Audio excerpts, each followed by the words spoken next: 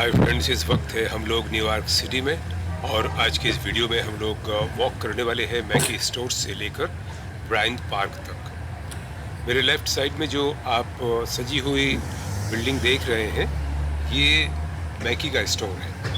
दुनिया का सबसे बड़ा डिपार्टमेंटल स्टोर इसको कहा गया है और पूरे अमेरिका में तकरीबन 750 के करीब मैकी के स्टोर्स हैं। और ये जो बिल्डिंग है जिसमें इसका स्टोर्स है, ये हेडक्वार्टर भी है। न्यूयॉर्क सिटी जैसा कि आप जानते हैं ब्लॉक्स में बटा हुआ है और एक पूरा ब्लॉक तकरीबन 1.1 मिलियन फीट एरिया ये सिर्फ मैकी का स्टोर ही कवर करता है। जो दुनिया के टॉप ब्रांड्स हैं वो सब यहाँ पर मिलते हैं, चाहे वो शूज़ हैं, कपड़े हैं, गिफ्ट्स आइटम हैं, फर्नीचर्स हैं। एक बहुत वाइड वेराइटीज़ है यहाँ पर।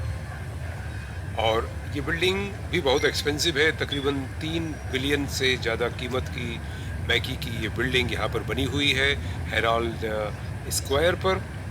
और थैंक्स गिविंग पर जो परेड होती है न्यूयॉर्क सिटी की, एक बहुत ही पॉपुलर परेड है, उसको ऑर्गेनाइज भी मैकी करता है और उसका एंडिंग पॉइंट है।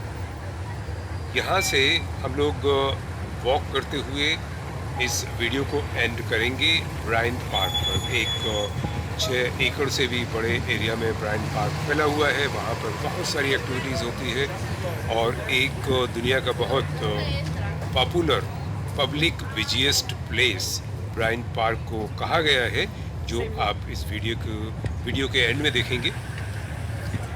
अभी क्या है, न्यूयॉर्क सिटी में जो फेस्टिवल के पहले की सजावट है वो शुरू हो गई है और क्रिसमस और न्यू ईयर आते आते शहर बिल्कुल एक फेरी लैंड की तरह सज जाएगा।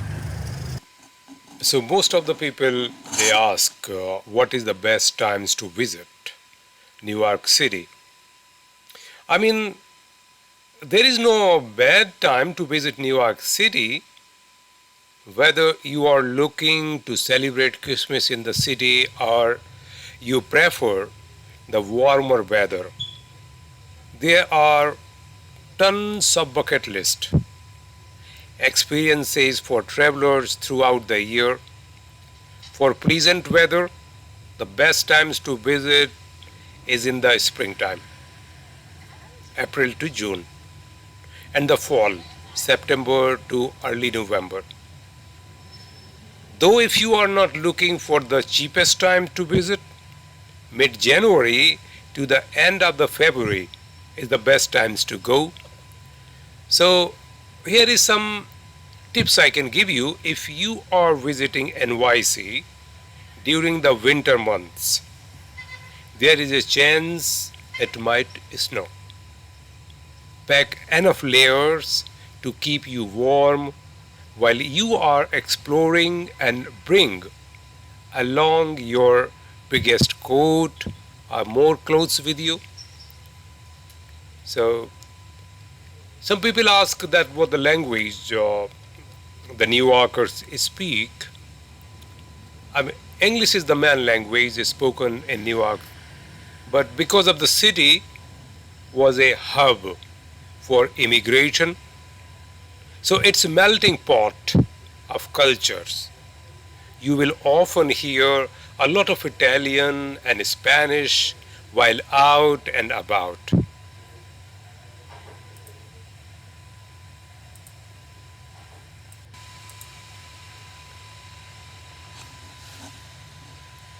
So there is a questions that many people ask, how to getting around New York City. I mean, of course, it's complicated to understand, but here some helpful tips I can give you. That the New York City is separated into many different neighborhoods, each with a unique atmosphere. But here are the best ways to get from Brooklyn to the Upper East Side and everywhere in between. So subway is the best way to get around NYC. You will avoid all the bumper to bumper traffic and it's a super affordable. The trains runs 24 hours a day, and you can download a subway map to make sure you get off at the right stop. Other way is Uber and taxi. If you have got a lot of luggage or shopping bags, it's easier to take a cab than get on one of the crowded subway trains.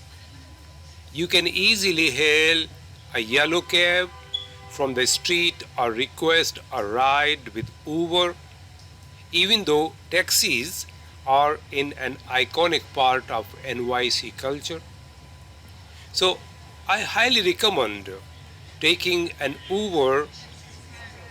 The drivers are more reliable and the fares are cheaper. However, there is no quick way to get around the city with either option, so stick to the subway as much as you can. Another way to get in around the city is the walking, as I'm doing. So prepare to walk a lot, with most of the top attractions within walking distance of each other. You don't need to rely on public transportation to get around all the time. NYC is a walkable city, and you will discover a few hidden gems along the way.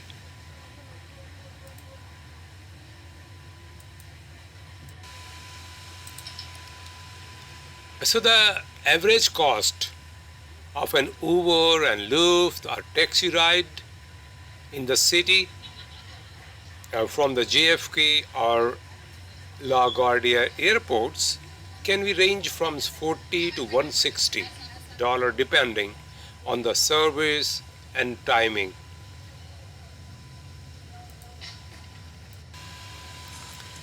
So the many people ask where to stay in New York and what is the best place to stay.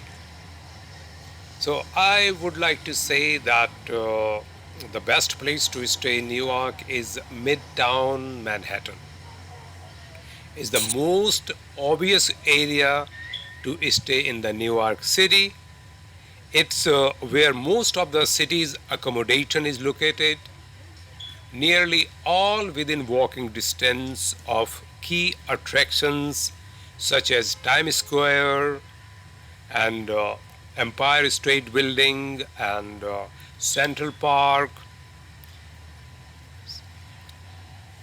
So if you are going to be stay first time in New York, so I can recommend the five areas that you can stay. That is the Midtown. So Midtown ideal for the your first visit to the New York, and Upper East Side ideal for luxury shopping and museum. There are so many luxurious places. The people who love that, they could stay Upper East Side, and there is also ideal Chelisa and Greenwich Village. So it's also ideal for New York romantic places if you're looking for that, and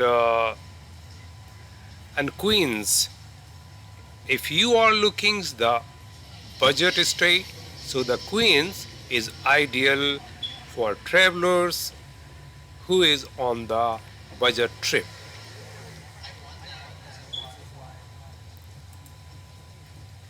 So one of the best ways to keep your New York trip under budget is to eat like a local, you know, while indulging in the city's incredible cheap eats.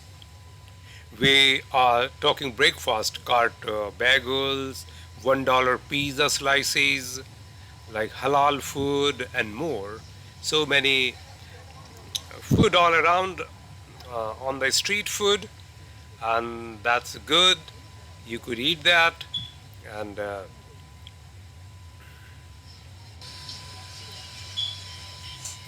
so the next question is how many days is enough to stay in New York City?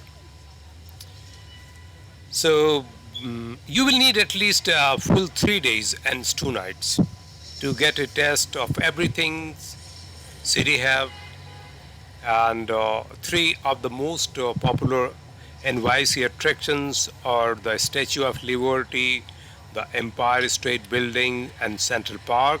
You could cover easily of these three main attractions. So yes, 3 days and 2 nights is enough for the New York City.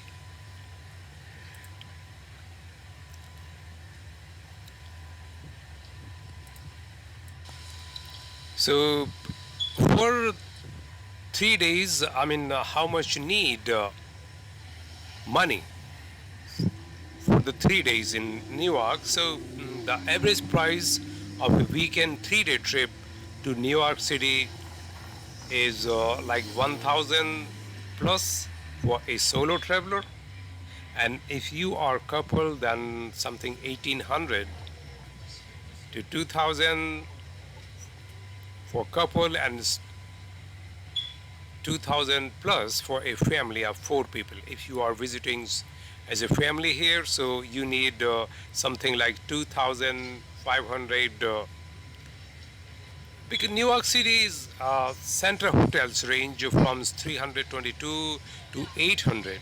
That's the hotels starting here in central, with the average of 400 per night, while Airbnb rentals will cost you up to 100 per night for the entire apartment.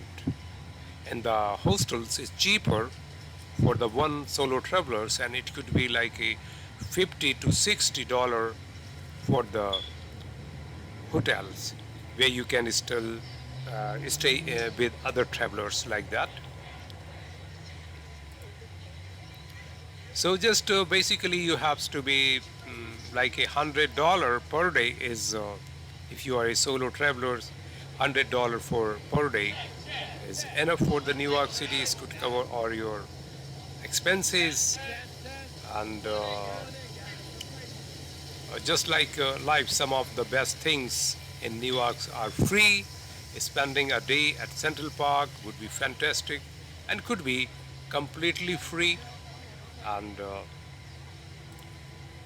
so, when planning a trip to New York, make a list of all the attractions, landmarks, and sites you want to see, as well as any activities you want to do in the city. Your designated New York trip planner needs to prioritize the list by must sees and nice to sees. So, within 3 days in New York, you can see most of the major sites and landmarks. But to make the most of your time and money, remember your New York pass.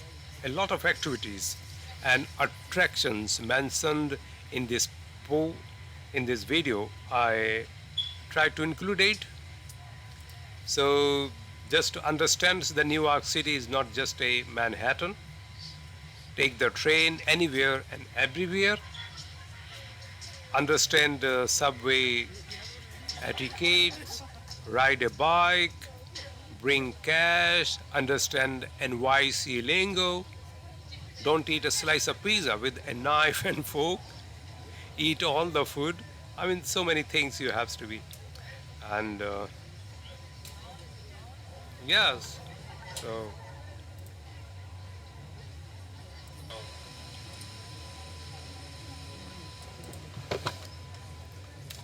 so don't walk everywhere in New York City. You know, it takes a while to get around New York. So take public transit in between neighborhoods. Although I definitely encourage you to walk around New York, it's best to limit your walking to smaller neighborhoods where you won't be going 6+ blocks without seeing anything you are interested in. Okay. And if you are walking on sideway, so you don't own the sidewalk, and if you are two people or a couple walking side by side together, you should still stay towards your right and be aware of others.